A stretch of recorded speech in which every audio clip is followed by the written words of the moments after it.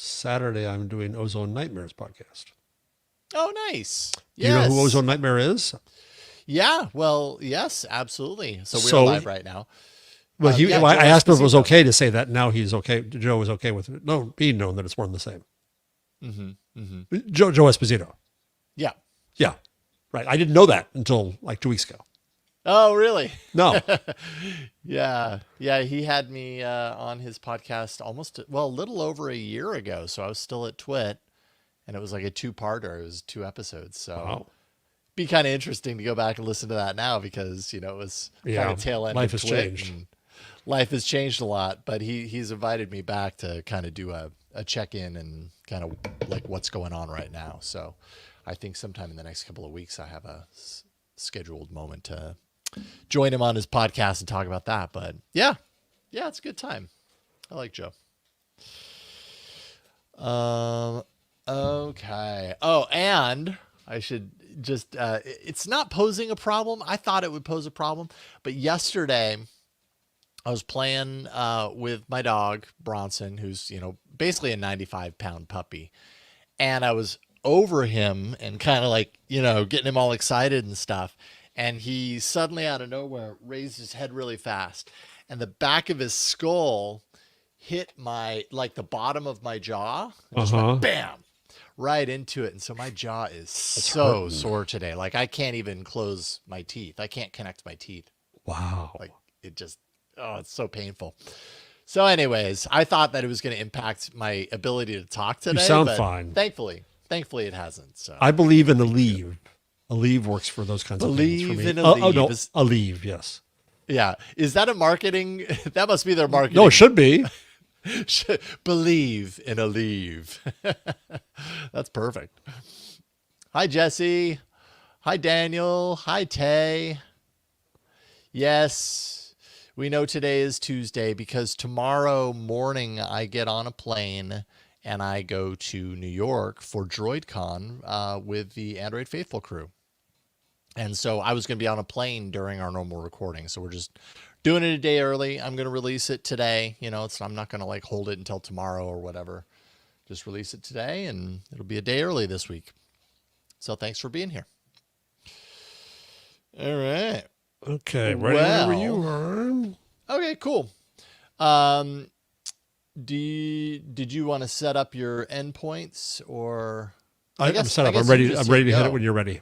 Yeah, I see. Okay, I didn't know if I saw those beforehand or not. I don't think you do. No, I don't think so. Obviously Until I do not. Okay, cool. We'll go ahead and fire it off, and we'll go ahead and kick this off. Oh, let me add my window here. And then I have all those things. Yeah, okay. I think we're good. Okay, cool.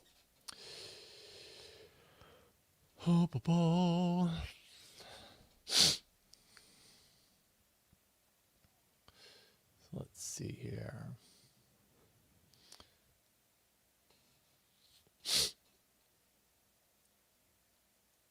Okay. So I'll just wait, and then once those appear up there, then I'll get things started. Okay. Should be. Man. No, it didn't work. Regretting playing with Bronson yesterday. Did Bronson get hurt? No, not at all. No. It was like, He's it was like the hard-head. back of his skull. Yeah, he had no idea what happened. I was like, oh, man, it just totally took me by surprise.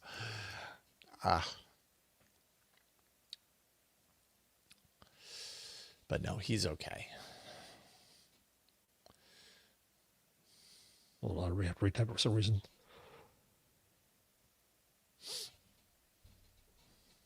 Okay. Save. Now, Sugar, Good. All right, when now Mom it's up. gets home, don't bark at her.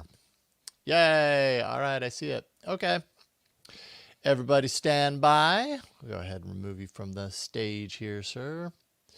The numbers are starting to increase. Man, it just doesn't take any time at all. People are just like, boom, right in. Welcome, everybody. We're about to start AI Inside, so stand by because we're going to jump right into it. A little early episode this week. All right, here we go.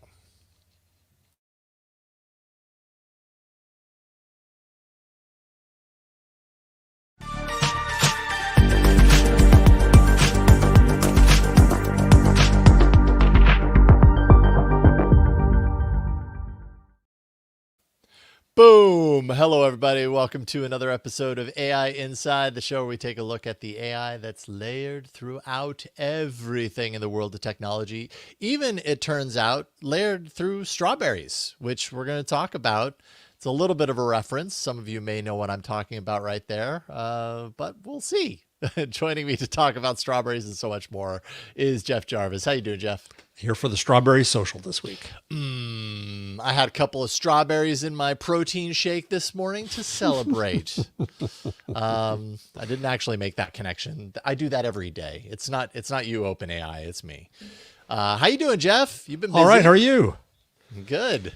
So we're here a day early because for those of you watching live, because Jason is going off to do Android work in New York. But yes. every week another show. We got to do it. Show must go on. That's right. Yes, indeed. And we just kind of figured, okay, well, let's just record it a day early, and I'm going to release it a day early. So if you're subscribed to the podcast, which you should be, AIinside.show, then you'll probably have already noticed that there's an episode one day early. And you know what? Merry Christmas. There we go. You get it a day early this week. Next week, we'll be back to our regular bat channel and bat time and all that. But real quick, before we kind of get things underway here, just want to throw out a huge thank you to our supporters on Patreon, patreon.com/AI Inside Show. And, thank you to, and I'm going to probably mispronounce this, Matej Artak. I hope I got that right, Matej, or Mate, maybe even Mate. Anyways, appreciate you being here. Appreciate your support. And those of you who are not already supporting, we sure appreciate you too. If you went over to patreon.com/AI Inside Show and throw your support our way. Thank you for doing that. Okay, let's talk about the big story this week, because holy moly, there is indeed one obvious big story. And then we've got some real fun stuff with NotebookLM to kind of come after the fact. But I mentioned strawberry earlier in the opening, and that's only because if you were following the rumors, and we talked about this a little bit, OpenAI has been working on their next big model, and the rumors were kind of calling it Strawberry. I'm sure there was some sort of internal code name around Strawberry. Well, that is not the name of the new model that has now officially launched by OpenAI. This is a preview of their next big model called O1. I think that's the letter O1, and my understanding about the naming is that they wanted to kind of, they recognize that their naming of these models is not great. And so by naming it O1, they're stating that they're kind of starting over at 1. But I don't think that makes it any more clear. O1 is still very confusing in and of itself. But, yeah, it's almost like if you go back in the days with the cars, why don't you call it the LeSabre, right? Right. The El Dorado. That'd be a lot more fun if we looked at it that way. Yeah, would we have been happier if they did call it Strawberry? I don't know. Well, remember how we loved in the Android days knowing what the mascot was going to be for each letter. Yeah, we do kind of want an actual name. We want to brand it with something. O1 is just so cold and impersonal. Yeah, it is. But I guess we get used to these things. It doesn't take long to get used to them, and it just becomes normal. So what exactly is the model? And why is it a big deal? OpenAI considers this a big deal because it's the first in a series of what they're calling reasoning models. So it uses a step-by-step process, and it kind of illustrates that process as you're working with it, as it's working through whatever your problem, whatever your question is to it. But it makes it better at writing code, better at solving multiple step problems. It also happens to be far more costly to run, approximately 4 times more expensive to run. And it's slower than previous models like GPT-4o.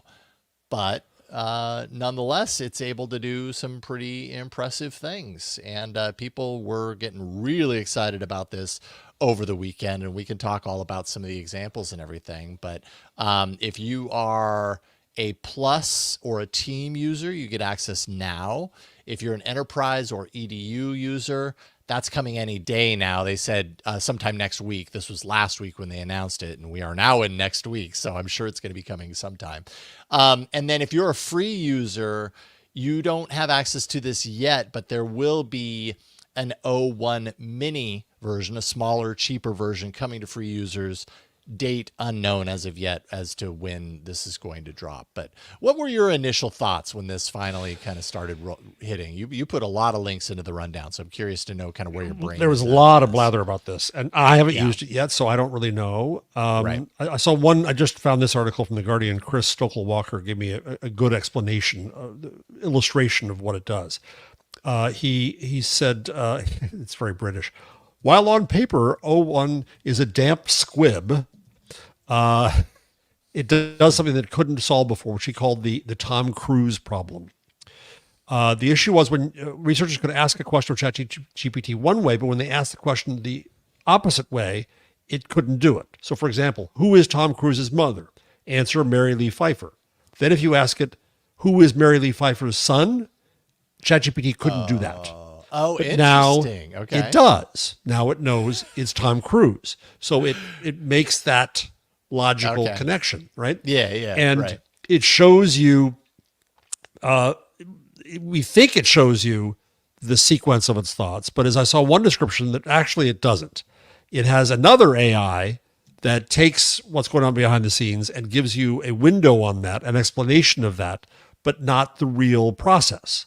So people have been trying to hack this and to understand what is behind that real process, and they're getting notices from OpenAI to knock it off or I'm going to kill your account, which is a weird form of safety and transparency going on here. I'm not sure why that is.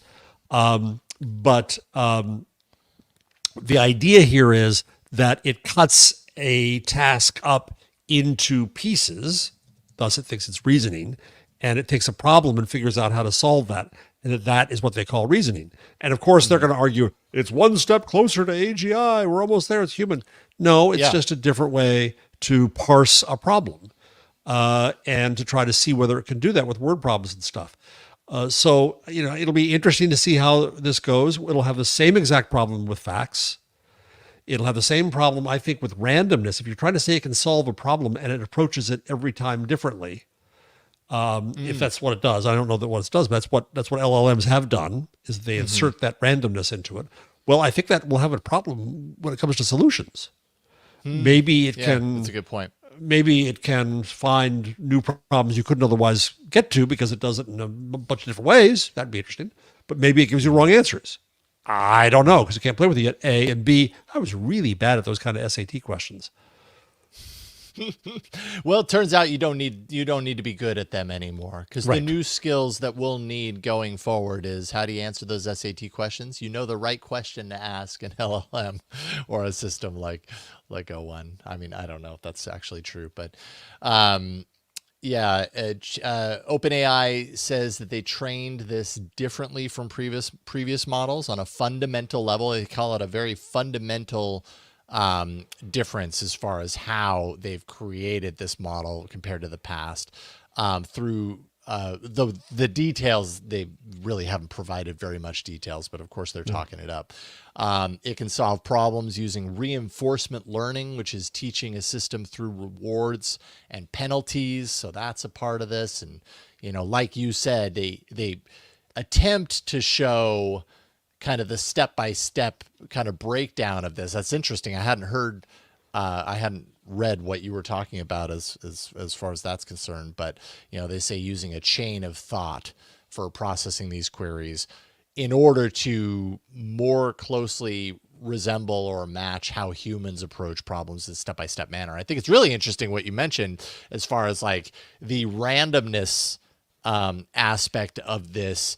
If it uses a step-by-step sequence to solve this problem and another problem comes in that's similar, like if it was a human, then it would make that correlation, let's say, and go, oh, this is similar to that. Okay, I can draw on the same skills, but it's always starting from square one again. How does that influence kind of the output and its effectiveness? Yeah. Right. There's another, I haven't read it yet.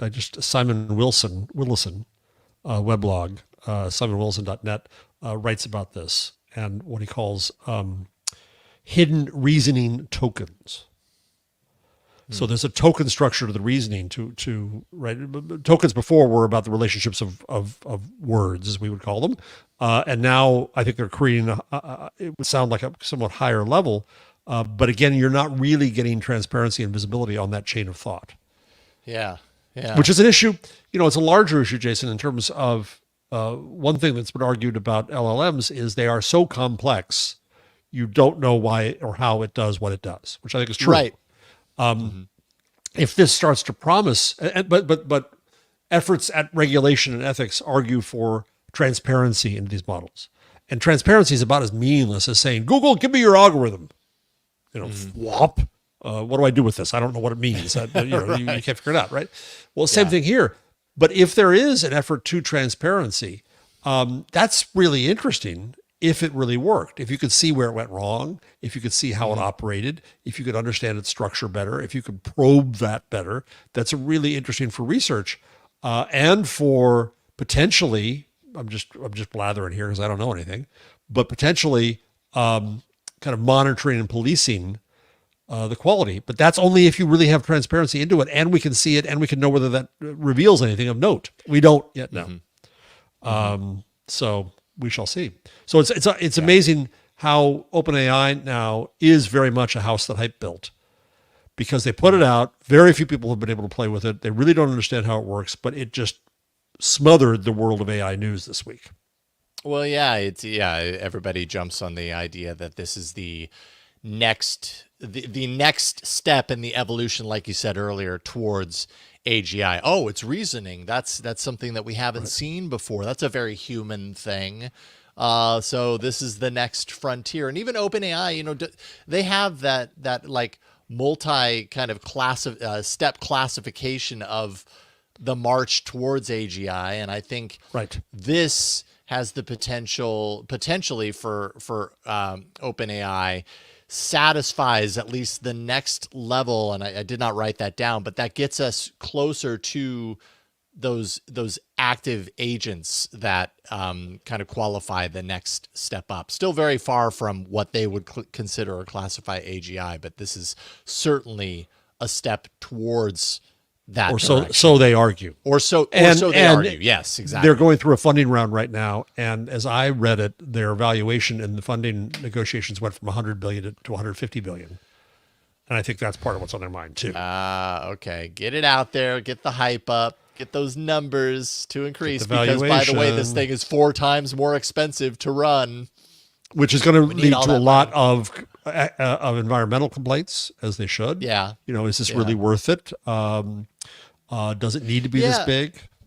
Well, and also I think when, as a user, it becomes a little more complicated to know what the right questions are for a model like this. Like this, the current batch of LLMs, we're getting more comfortable with like what we might use them for, what the questions that they might be suitable for. But if this is kind of on a different level or a different scale, then I'm not going to be served going to this. Like you mentioned, for example, not being as good in factual information. That is one thing that O1 is not as good as 4.0 is that factual knowledge of the world. It has no ability to browse the web or process images. There's no experience. Files. Has no experience in that. And, and it wasn't designed to do that. But as a user, it's kind of like, if I was to open this up, it'd be like, I have no idea on, in this moment, what to even ask it that would demonstrate how it's good here and it isn't good there. Maybe that's I just got off lack of knowledge, It's podcast day for me. I just got off a podcast called Hotel Bar Sessions with 3 philosophers, talking about my book, The Gutenberg Parenthesis. So it's a little whiplash for me going from philosophy to AI. But what I would love is to take those philosophers and see what questions, reasoning questions they give this. I would like to take ethicists and see what reasoning questions they give this. Because if you're talking about ethics, is all about reasoning. It's reasoning the impact on people and deciding what is right and wrong to do as a result. And that requires experience. It doesn't require just this kind of training. So I tend to still, my hype sense is still pretty high on this.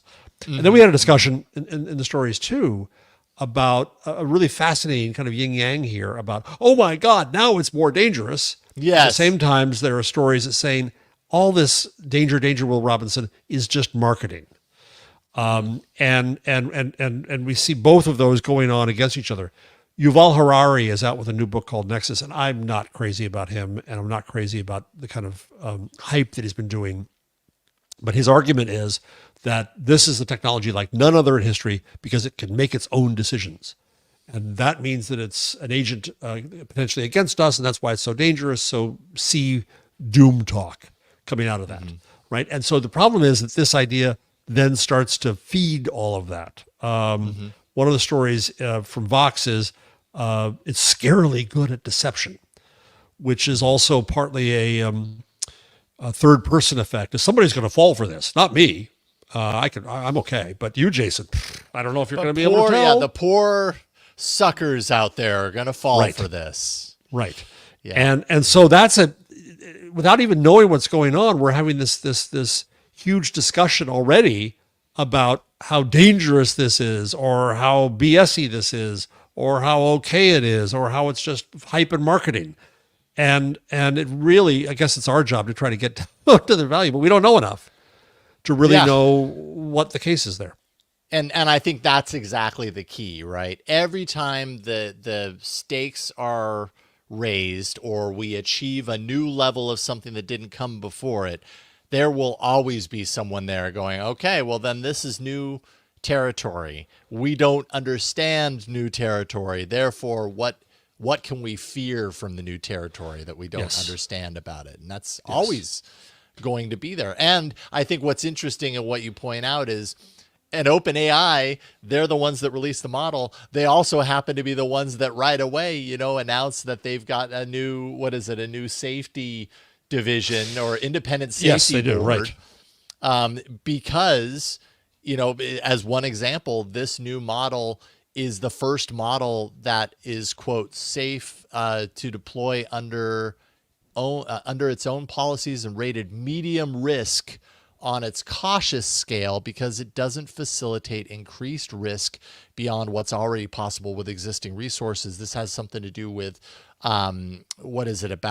chemical, being able to, this is it. Okay, I found it. Medium risk for issues related to chemical, biological, radiological, and nuclear weapons. This is according to the Financial Times. It's the first time that OpenAI has rated one of its models at that medium risk level for being able to, I guess, think around and potentially come up, offer up solutions around building chemical or biological weapons or whatever. It's OpenAI that releases the model, and then OpenAI that is the good guy to say, and see, it's so powerful, it can do all these things, so we're here to stop that. And yes, on one hand, that is OpenAI, the perception is, that's OpenAI, doing the good work to make sure that their tool isn't misused. But it's also OpenAI saying, we're doing such good work that it can now do all of this stuff. Isn't that amazing? and that's why you should invest in this, because we're so powerful and so amazing, but so safe and cuddly and wonderful. The word safety has now been ruined because we have no sense of what that definition means. They're setting the definition. That should be set outside of their place. And so now you have a new committee, and Sam Altman was on the old committee. He's no longer on the committee because he probably has too many meetings to go to. And that paragraph you recited from their description is basically meaningless. Right? What's medium risk? What's the risk? Risk about by how? Just like the model itself, we just don't know enough. And I guess you could say that makes it very risky because we don't know enough. That's okay. But on the other hand, I think it's the hype machine is going just full blast here. Yeah, it is. It is. And at the same time, it's pretty interesting to see what this model can do, maybe on a less risky, less dangerous level, like a couple of examples that I was able to pull out. At @slow_developer on Twitter posted, I just built a fully functional 2D FlappyBird game in 3 to 4 minutes using OpenAI O1. Programming will never be the same with AI, and has a little clip of that. That's kind of neat that, these AIs are capable of creating something that's playable. Another person on Twitter, Dreamstarter_1 says, I gave GPT-01 the test I give to all new LLMs: create a Blender script that generates an animated solar system. It needed 5 tries to get it perfect, but it was able to pull it off. It even included, the moon orbiting around Earth and the ring of Saturn. So it's no question it's capable of doing things that are still very impressive. It's just, it's also important to temper expectations and to not aggrandize, what it's capable of as well, I guess. I'm in the middle of writing my book about the linotype, which was a machine that automated the setting of type, or actually the manufacturing of it. And people then thought that a machine that could do that must be able to think, because any machine that does something that we thought only we could do must then have our power. But if you take what's interesting about Strawberry, or I'll call it Strawberry still, is that I understand. Once you cut apart a task and you understand that task, then it's no longer mysterious, and you understand it, and you don't think that it requires the super ability to perform it. And again, part of the problem with these programs is that they are so complex, we can't cut it apart. But making that map of the solar system is very cool and would have taken a long time. Making a Flappy Bird thing would have taken a long time, but it's a definable task, and you can see how it was done. It was done with more power. It was done faster than we could. Hallelujah. That's cool. That's great. But it doesn't mean that it's thinking. It doesn't mean that it's unprecedented in human history. It just means that it's a better machine. Yeah. Yeah. And it's a little more capable. Yeah. And a lot more expensive. Yeah. Interesting stuff. Well, it is interesting. So we'll see where this goes as we go along. Yeah, for sure. And I'll look forward to also kind of seeing what the O1 model is capable of when the mini version comes out for free users. Then we'll see a lot more people using this and kind of pushing the boundaries of that. It's a more limited model, of course, but let's keep an eye out for a reporter or Substacker or columnist who uses it at the higher level and comes to conclusions. Maybe we can have them on the show to tell us what they think. That would be great. Yes, absolutely. You had some fun this last week with Google's NotebookLM. So very quickly in last week's show, right before a break, a fan of the show who was watching the live stream dropped the kind of breaking news that NotebookLM had rolled out audio overviews, which is essentially a feature for turning docs and slides and charts and that sort of stuff into audio programs, much like an audio podcast, essentially. Uh-oh, we're almost out of a job, Jeff. It's totally good. It's taking our jobs. It's barely a job, and it's already gone. Yeah, right. Totally.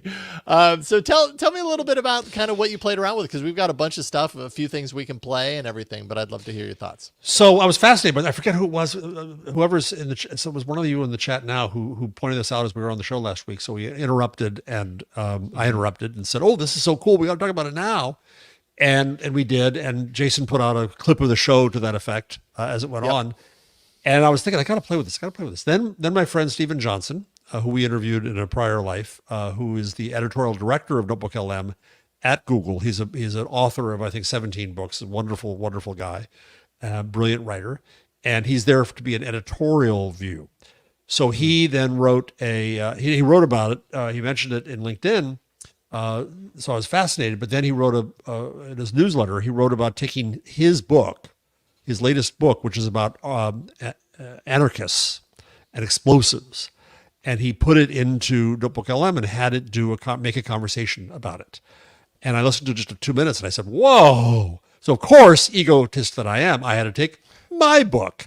And I took my new book coming out soon, The Web We Weave. If you go to find it on Hachette or Basic and use Web20, you can pre-order 20% off. End of plug. and I put the entire manuscript in it. It took a little while. It took like 5 minutes to do it, which is slow in this Brave world. man. Yeah. Now, the stupid thing I did was the file that I gave it, I had labeled Final Proofs, The Web We Weave. So they think the name of the book is Final Proofs, which is not a bad title too, but it's not the title of the book. But if we can listen to a few minutes, all I did was give it the manuscript, and then I put this up on SoundCloud. Yeah. Okay. We'll listen to a little bit of this. The internet broken. See what it sounds like here. Yeah. Well, that's what we're diving into today with Jeff Jarvis's Final Proofs. Oh, interesting. Yeah, it's really fascinating. Okay. Jarvis is this veteran journalist who's seen it all, from like the dawn of the internet to, all the craziness we deal with today. I like it. And he argues that the internet itself isn't the villain here. Okay. It's more like a mirror, like reflecting our anxieties back at us. Interesting. Yeah. And he points out how quick we are to blame the internet for spreading misinformation or eroding trust.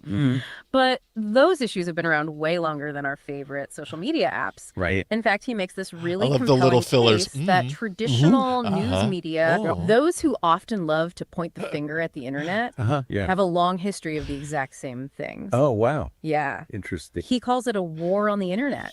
Oh. And get this, some of the fiercest warriors are the very industries that the internet disrupted. What? Journalists and news media. Oh, the irony. I know, right? It's like they're looking I gotta say, it's pretty convincing. It is. It's pretty damn good. And all of the and humph are a funny affectation added to the machine. But it did a good job of synthesizing what the book was about and turned it into this conversation. I was charmed. I was amazed. Toward the end, it made a few points that were non sequiturs. It was a little bit off, but all in all, it was quite impressive. I thought. If you listen to it's on SoundCloud, we'll put it on the links. Find Jeff Jarvis it's on my feed as well. I found it interesting. Now I then did it again, and this time I put the right title of the book in it because I thought, I was going to plug the book. I might as well get the title right. And I put that in, and this time it was not very good. Goes to the point of randomness. Yeah, it was shorter, and it didn't recognize it was a book. It thought it was a bunch of articles. Oh, interesting. And it never mentioned the title of the book, which of course pisses me off. Or me. It just said, well, you sent us a bunch of articles about this. Yes, I did. And here's what that said. And it went to the topics. Whereas the first one synthesized really transitions. Yeah, it really, and it had an interesting organizational structure to the whole thing. Yes. It went through. Okay. The second one didn't do that. So that made me think then, I'm going to take a bunch of articles from the rundown. So I took, at the time, I did this, I guess, 2 days ago. I took 7 articles that were in the rundown then about AI, because hello, it's AI inside. And all I had to do was make PDFs of them. And then I put them into a notebook in NotebookLM. And then you go to the bottom right of it. There's a little click for the kind of the guide. You click that, and then you can make the, I'm calling it a podcast, but you can make the audio discussion. So this is an example of what will replace Jason and me. Oh boy, here we go. I haven't heard this one yet. Let's see here. Is it? No, it's not playing for me. I obviously, oh, I see. My tab is muted. Give me a second. Okay.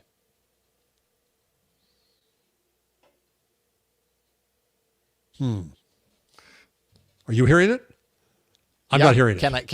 You're not hearing it? I'm not hearing okay. it.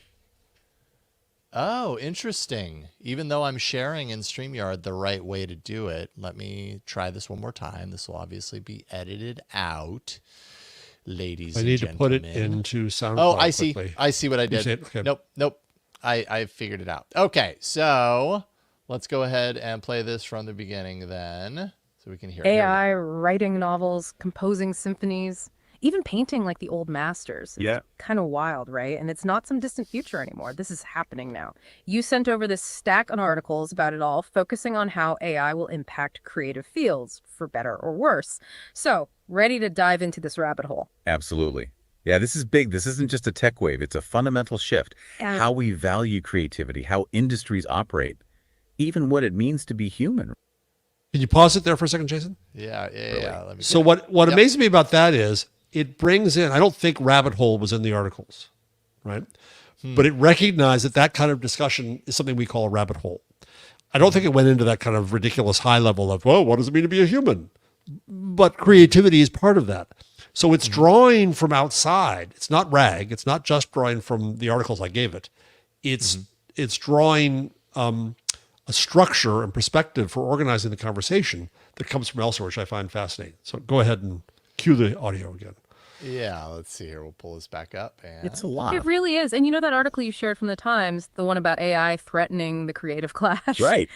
The journalist admitting to career choice snobbery was pretty funny. Yeah. But it got me thinking, is this the end of that kind of thinking? Like, is AI going to make us all reconsider what we value? It's interesting how this technology challenges those preconceived notions, For centuries, we've put artists on a pedestal, seen them as these uniquely gifted individuals. But then an AI whips up a sergeant in seconds, and suddenly we're forced to reconsider, what does creative even mean? It's like AI throws a wrench into our whole system of valuing things. Exactly. It's like, oh, the conversational kind of quality of this is, the more I listen to it, the more kind of impressed I am. It really is pretty amazing. Now, how would you actually use this? I could see saying, oh, I've got to go through a bunch of articles and I just want to get a sense of them. Right. Yeah, okay. Well, yeah. So one thing we've been able to do up until now in recent years is, here's an article. I don't have the time to read it. So, Google Assistant, read this for me in your, pretty much robotic, but somewhat human sounding voice. And it'll do it when we don't have the time to actually use our eyes, but we can use our ears because we're driving or whatever. So I guess I could see something like this, like, I don't have the time to read all these articles, but put it in something that's, that I can listen to that isn't quite so sterile as in starting at the top of the article and blah, blah, blah, blah, blah. Like maybe you don't need all that detail, but you want a little bit of kind of an idea of the overall kind of scope of things. And it's also doing it on its, in what it's doing, it's also kind of attempting to synthesize and have perspective on it, which is interesting as well. I don't know. This is pretty fascinating. It really, really is. And I emailed Stephen Johnson to say, wow. And he and I will catch up at some point soon. Because what's fascinating too is you could with a text command and text output, you could have it kind of do this, right? Because it already gave you key points, it gave you a table of contents, it gave you a glossary, it gave you questions to ask. That was all NotebookLM. It already did that. So it took all of that functionality plus weird vocal fill-ups of laughing and things like that. Yeah, right. Right. Yeah. All right. And sorry, I could very easily play his role. It'd be very easy to do. But it also the fact that it recognized that something was funny or ironic. And then that cued him to giggles and right. Yeah. It's amazing. And I think at this point it's a fascinating demo. I want to put it to some real life things. As a teacher, I wonder whether it'd be useful to take a whole bunch of articles. Is this the new Cliff Notes? It'll talk you through it. Oh, right. I just have to point out, as I'm listening to you talk, I am like hyper aware of like my need to respond. And suddenly it feels very synthesized to me. Like every time I'm going, that's right. It feels like suddenly like, I'm actually replicating the machine, or is the machine replicating me? I don't know. Okay. The jig is up. It's like when you start hearing a word too many times and it starts to not sound like a word anymore. That's where I'm at right now with podcasting. All right. Jason's finally let the cat out of the bag here. The truth is, this has never been a real podcast. We are not real human beings. We have been a demonstration of NotebookLM from the beginning. When we say AI inside, you see, that was the joke. We meant it. That's all we are is AI. And Jason laughing right now, that's a program. That's fake. There's a laugh program. It's a routine. This corner of my den doesn't even exist. There is no den. No. So there you go. No, they're trying to fix my skin tone on the video and make me look human, but they haven't quite gotten there yet. No, but why would they do that, Jeff? Because your skin tone in your shot has never been fixed. So they want people to believe it, right? That's right. Yeah. So, okay. It is really weird. It is kind of strange because when I listen to it, again, it's easy to jump to and this is where we're at now. Think about where we'll be in 2 years, which is a common, spoken, common heard thing about AI because it continues to impress in certain ways. But seriously, like in a couple of years, I mean, I can tell it's AI. There's something about, sure. I'm not sure if it's the cadence or I'm not entirely sure what it is. Too cheery. But yeah, there's something about the tone, or I'm not really quite sure what it is. But yeah, I mean, I think at some point it becomes really difficult, if not impossible, to It would tell. be fun. I didn't. That's going to be interesting. I didn't have time to do this, but it would almost be fun to take the actual rundown from one of our shows and put every article that we actually, because the articles that we're talking about is not in the rundown today by chance. There's ones I had in early because it's early in the week about creativity and AI, obviously. They get into other topics later in the video if you want to just do one quick sample later on. But it'd be interesting to compare real life to AI for a real episode. Yeah. Jason's Well, size. and I think I also think at a certain point, does NotebookLM allow you to train your own voice model or At some whatever? point, And yeah. suddenly you and I are in there, and because this has been a joke since the last couple of years, I'd say on Twit, my time at Twit, Leo would talk about stories along these lines and like, well, AI is going to replace even podcasters. Yep. And this kind of, I'm not saying that this is going to replace podcasters, but I am saying like it could do a lot of what podcasters do. Obviously, that sounded pretty darn good. So there's a lot of link newsletters out there. Katie Harbath, who's been in trust and safety for a long time on Facebook and so on, she has a link newsletter that I read every week, and it has 20 links in it, and I got to go through and click it. Right. That's kind and of. she doesn't really describe them all. Benedict Evans goes through what's significant or what new thoughts he has in his, so he adds to it. Katie just says, "Here's what I'm reading." Blah blah blah blah blah blah. I could see taking every one of those links and just feeding it in here and giving me, a podcast version of all that news. It's not replacing her, but it's synthesizing all of that stuff. I could totally see that. It's really fun to play with. Yeah.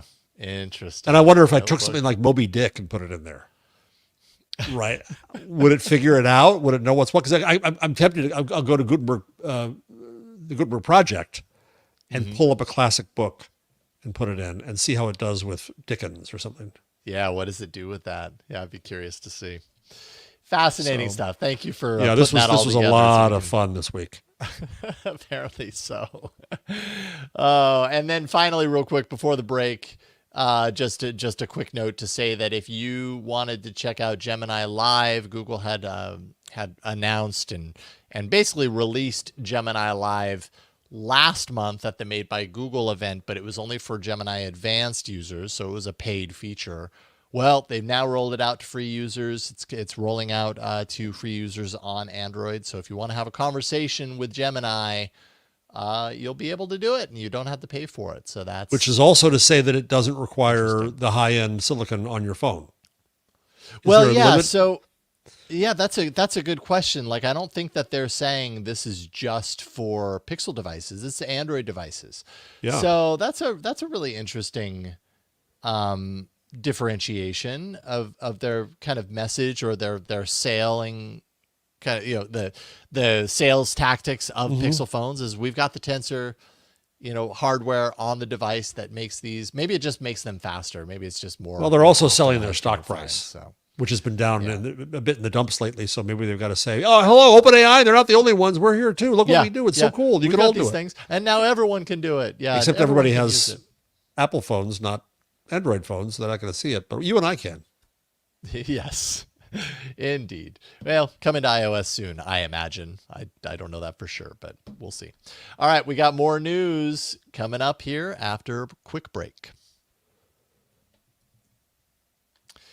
All right, so let's start with Larry Ellison, Oracle's co-founder and CTO. He was discussing Oracle's role in the future of AI-driven surveillance during a financial analyst meeting last week, or is it this week? Was it yesterday? It could have even been yesterday, actually. Anyways, he said some interesting things about surveillance, combined with AI technology. It says AI-powered surveillance systems that are built on Oracle's infrastructure will keep law enforcement and citizens, quote, on their best behavior. And this would be because of constant monitoring, constant recording, including always on, police body cameras with AI monitoring for things like misconduct, no ability to disable from what he's talking about, though sensitive moments like if they go to the bathroom, right? Like it's still actually surveilling, but that data would not be accessible, I guess, unless absolutely necessary. But I don't know. Interesting comments. The last nanny state I want is one run by Larry Ellison. I don't trust him. Start there, but secondly, this is really bad PR for technology and AI. This is the worst possible PR. I eviscerate Shoshana Zuboff's Surveillance Capitalism in my next book, The Web We Weave.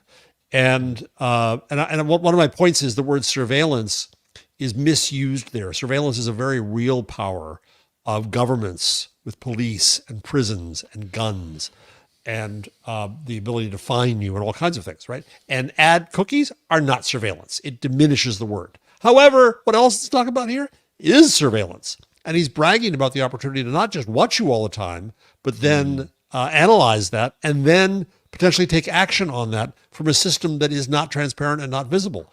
Larry, read the room. I was just going to say, read the room. Like, oh my goodness.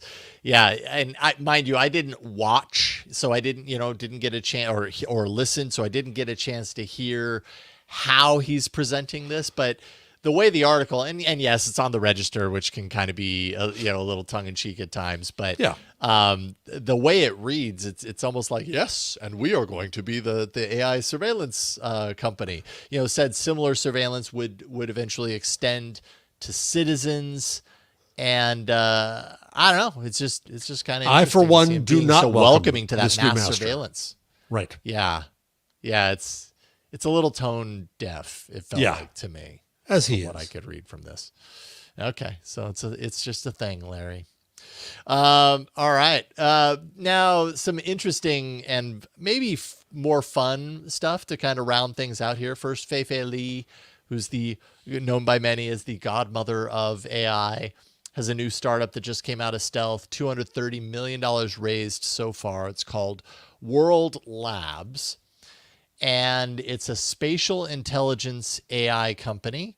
It has plans to build, quote, large world models, so LWMs, to generate 3D worlds that users can interact with. So using AI to create where have we worlds. seen this before? Yeah. Physics, semantics applied to 2D imagery. And I think they see this as being useful for creatives, see it as being useful for professionals like artists, engineers, and I don't know. It kind of has the metaverse kind of echoing in my brain right now. Right. Yeah. The question is, can they give people legs? Yeah. Well, that's important. It would be nice. It would be nice to have them. Nice. It's weird how the reflex is so often in this world to create an alternative reality. Yeah. And it's just not the place where I go in thinking about how to use these technologies, because I'm not that visually oriented. I'm not game oriented. I am more textual in my views. But I find this an odd reflex to consider that we're going to use this tremendous power to make a fake world. Now, obviously, I get it. If you want to try to design a car and see what it looks like, and then go and explore it, it's super CAD CAM. I get that. If you want to try to look at proteins and understand how they operate and maybe come to an insight, I get that too. That's visualization. But I'll wait to see, because I could just be lacking in imagination and too old to understand this. Yeah.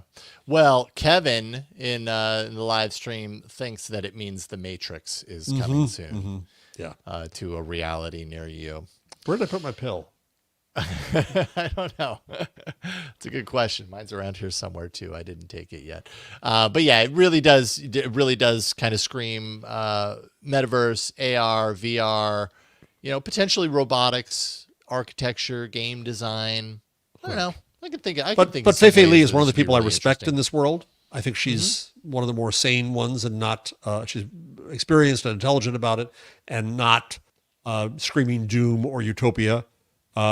She has the cred, so it's worth listening to. Yeah. She also has the high-profile investors, Andreessen Horowitz as one example, Mark Benioff, NVIDIA. Yeah.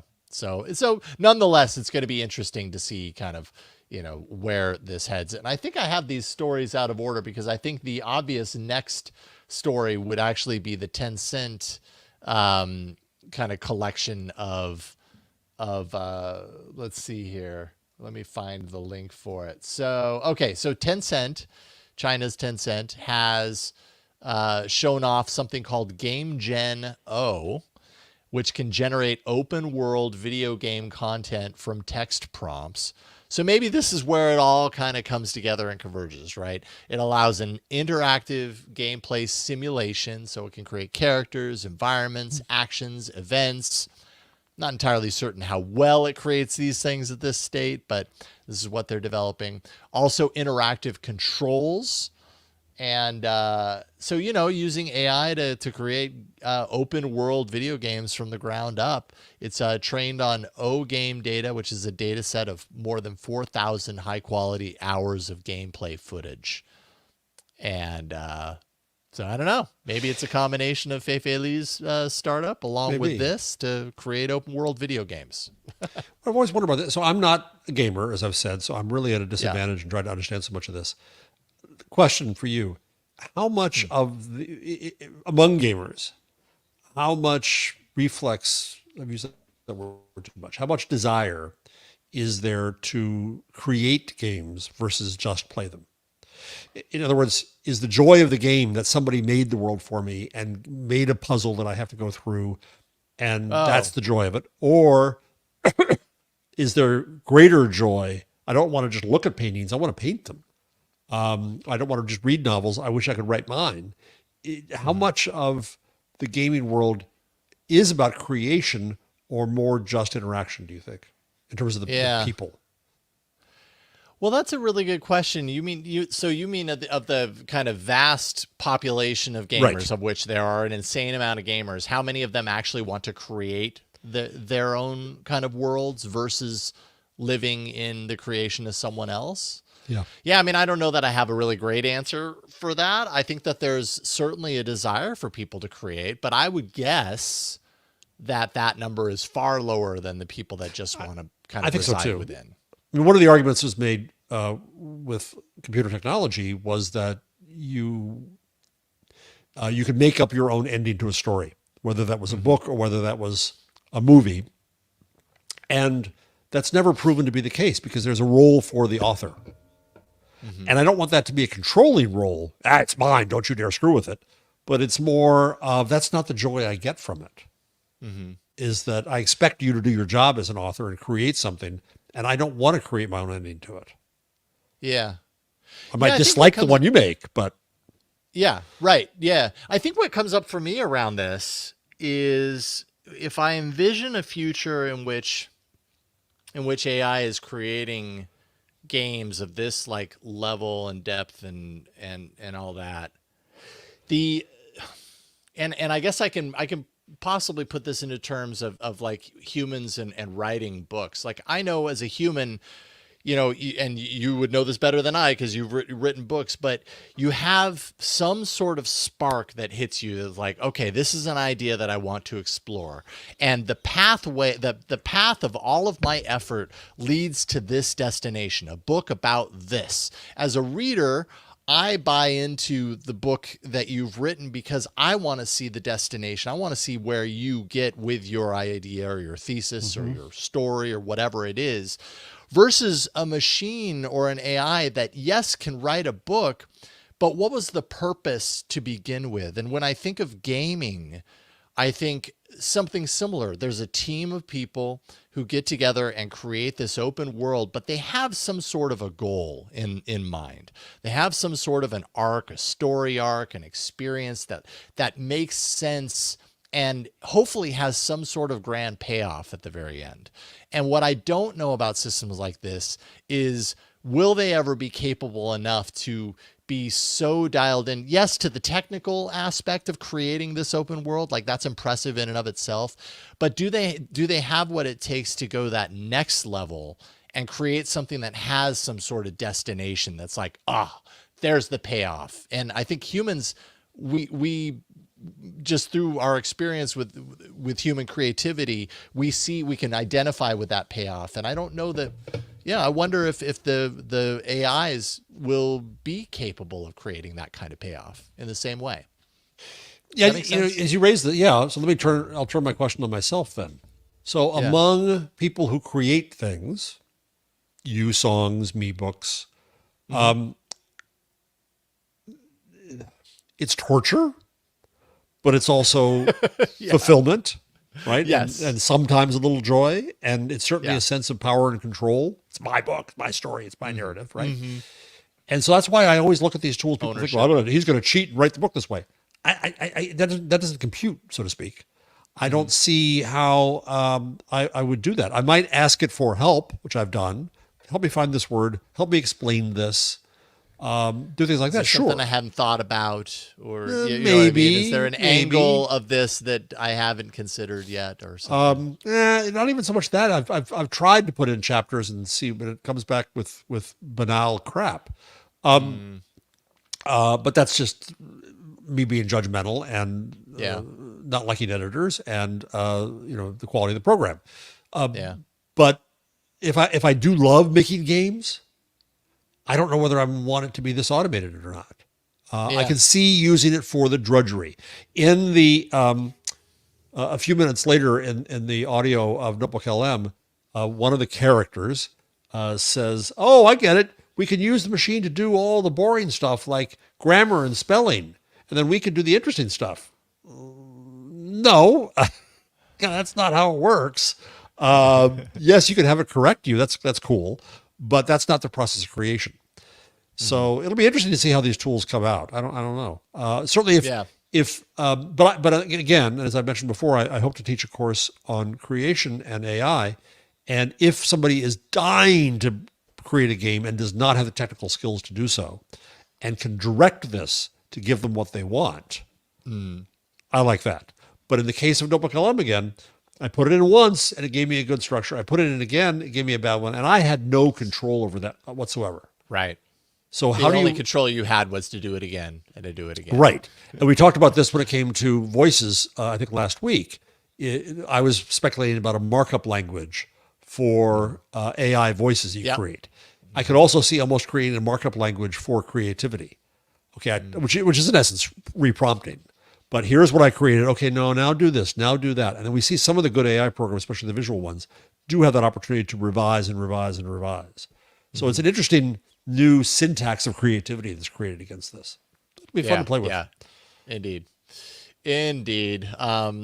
Just real quick before we get to the last story, I also want to point out that the story that I missed a couple of weeks ago, which is that Google also has an AI that that is basically a gaming engine that was able to build from the ground up a replication of the classic game Doom without a game engine that it relies upon, and it was a playable game, 20 frames per second, every frame predicted by a diffusion model. But, this could just be here to stay as these systems get developed out more and more. And we'll see how people feel about games created like this versus the old school way, or will they even notice the difference? I don't know. We'll find out. But then again, the words AI and Doom in the same sentence just bother me. Yeah, well, that's a good point. Yeah, not the best combination in the world. And then finally, I just find this really interesting. Runway LM is considered by many to be one of the best AI video generators, has a new video to video AI tool that allows you to use real world video as your source and then adapt it using AI. And so what that means is that the user defines the motion that is within the scene, and the AI defines the aesthetic. And so it allows you to take, a source video. I'm not sure if this is the source video or what, and it applies essentially that AI filter. It really feels like kind of early image stuff that we were doing, where you're on your phone and you take a picture of yourself and then it puts you in 25 different styles or whatever. Right. And now we're seeing that with video and coming up with some really interesting examples, right? Like someone wearing a cardboard ears, and then the video is able to turn it into all of these different, variations of the same scene just through different lenses. And, this just makes me think, okay, creative professionals using this in Hollywood or whatever, these tools seem to be so designed for that sort of application. In the early prehistoric days of visual AI, 9 months ago? Yeah, right. I remember there was a rash of making scenes into Wes Anderson films. Yes, I remember. Right, remember that? Yes. So that's kind of reminds me of this. Is you could take something as inspiration and redo it. If I were a filmmaker, see this discussion we just had about writing and about games. If you're a filmmaker, do you look at this and say, "Oh, I can make films in a new way," or do you resentfully look at it and say, "Keep out of my business"? No. Yeah. If you're a business side of a film company, you're thinking, "I can save money." Oh, just think. Oh, 100%. I mean, if it's a matter of seconds or a matter of putting in the right prompt to get exactly what you're looking for, I mean, it's massive savings potentially. Yeah, I don't know how I wonder how interoperable some of these things are, though. That could be. But you look at the expense of saying, I'm going to take these characters, and now I need, in the video you're showing us now, is these two characters are walking through the woods, and it does it in 3 different seasons. Well, 4 different settings. Rather than having to set up, one of my favorite films ever was Francois Truffaut's Day for Night, in which they would light something during the day as if it were night. Well, now you wouldn't have to go through all that. You could just shoot what you want to shoot, get the action you want to do it, and then the AI can change that. Not for 2 hours, it couldn't, but for that 30-second establishing shot you need. They fought in the car during a snowstorm. Okay, you can add the snow now. Cool. A lot cheaper than that, right? Totally. We just need a room and the actors. They'll do their thing, and everything else we prompt it.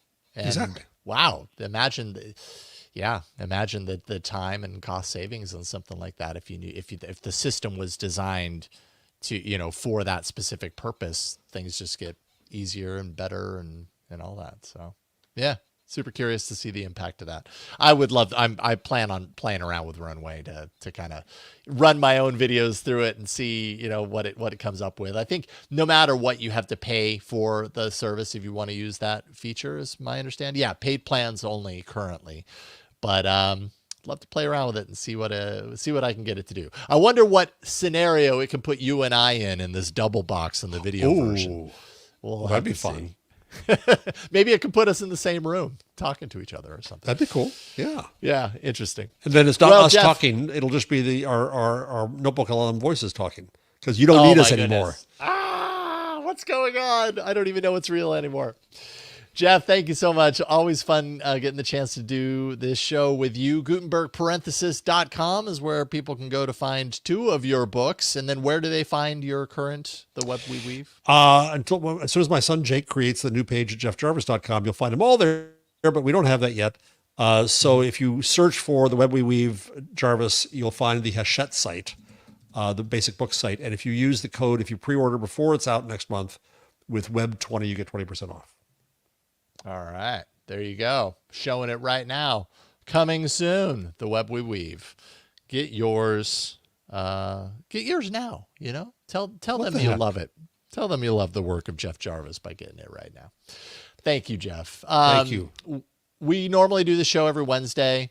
But of course, this week we did it a little bit early because I'm going to be out of town tomorrow. I'm going to be in New York on tomorrow, Wednesday, at the time of this recording. So you get it a little early, but generally, and next week included, Wednesdays, 10 a.m. Pacific, 1 p.m. Eastern on the TechSploder YouTube channel, youtube.com/@TechSploder. And then, of course, publishing the show to the feeds later that day. So if you go to aiinside.show, you can get all of the information, all the episodes, including video versions, are posted there. But you've got all of your subscribe links so that you can subscribe to the podcast and get the audio downloaded. If you're watching live, hey, wouldn't hurt to just subscribe to the podcast so you have it in your podcatcher of choice in case you missed the live stream. And then, of course, we have our Patreon, patreon.com/AI Inside Show. There are a number of different ways that you can get involved and offer your support of the show. We have ad-free shows, episodes, early access to videos that have something on the TechSploder channel to do with AI, Discord community, regular hangouts with me and Jeff and the rest of the community. And you can also get an AI Inside t-shirt if you become an executive producer, of which we have a few. Dr. Do, Jeffrey Maricini, WPVM 103.7 in Asheville, North Carolina, and Paul Lang. Thank you so much for your deep, deep support and enabling us to continue doing this show on a weekly basis. We couldn't do it without you. Thank you, everybody. We appreciate you being here. We appreciate your support, and we will see you next time on another episode of AI Inside. Bye, y'all.